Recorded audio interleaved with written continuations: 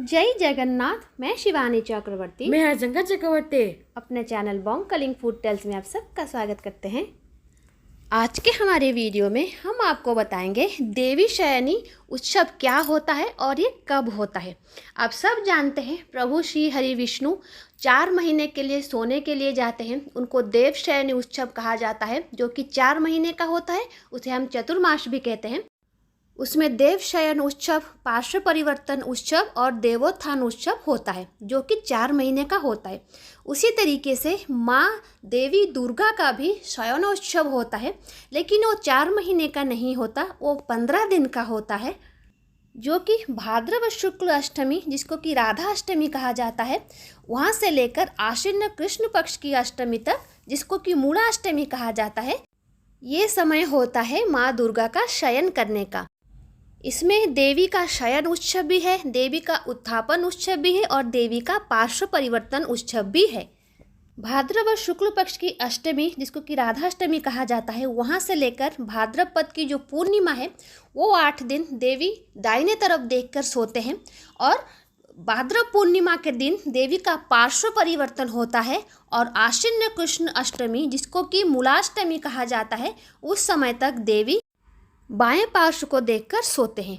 तो ये 15 दिन के अंदर देवी का शयनोत्सव भी होता है, उत्थापन उत्सव भी होता है और पार्श्व परिवर्तन उत्सव भी होता है।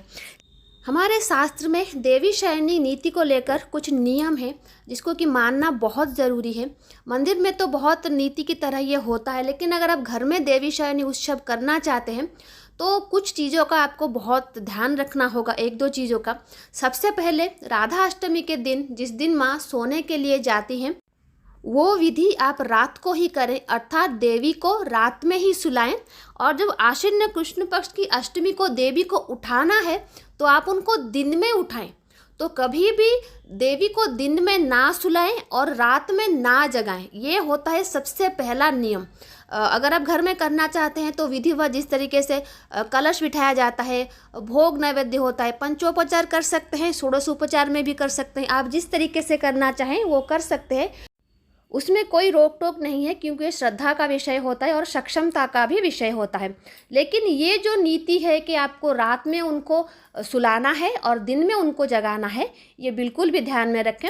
आप बिल्कुल अष्टमी के दिन, जो राधा अष्टमी होता है, उस दिन आप कलश बिठाएं, माँ को पुष्प अर्पण करें, धूप दीप नैवेद्य सब अर्पण करें। उसके बाद विधिवत तरीके से माँ को सुलाएं और जिस दिन पार्श्व परिवर्तन करना है, भाद्रव पूर्णिमा के दिन, उस दिन पार्श्व परिवर्तन करें और आश्विन कृष्ण अष्टमी के दिन देवी को निद्रा से जागृत करें।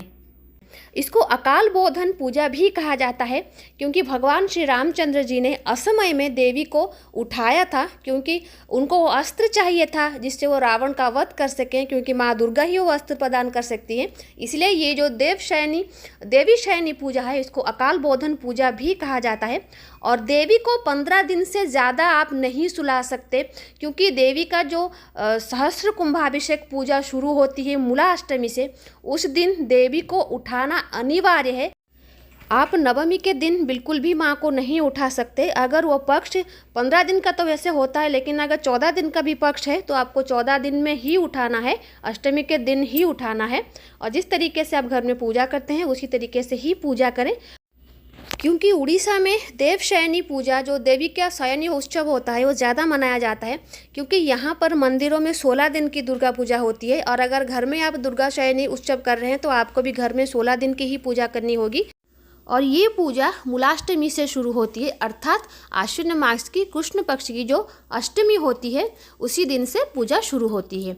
और देवी मंदिरों में और मंडप की पूजा में बहुत अंतर होता है। उड़ीसा में मंडप की जो पूजा होती है, उसकी 1 दिन पहले वही नीति मंदिर में की जाती है।